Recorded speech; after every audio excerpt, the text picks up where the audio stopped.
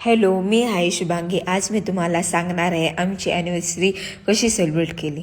Sorry थोडी late post करते कारण आधी सेलिब्रेशन मग एडिटिंग. सगळ्यात आधी आम्ही गेलो तुळजामाता मंदिरात. नाशिक रोडला आहे आणि जागा एकदम मस्त. महादेवाची पूजा केली आणि तिथे गार्डनमध्ये वेदांसोबत थोडा पळपळी आणि मस्ती केली. मग गाडीत बसून आमची मस्ती काही संपली नाही.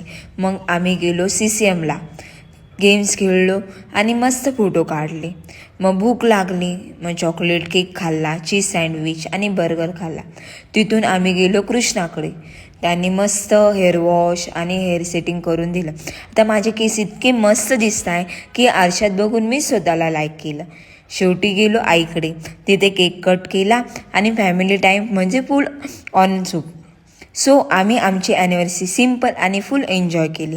व्लॉग पाहिल्याबद्दल धन्यवाद. भेटूया पुढच्या व्लॉगमध्ये. तोपर्यंत स्टे हॅप्पी आणि थोडं वेळ राहा.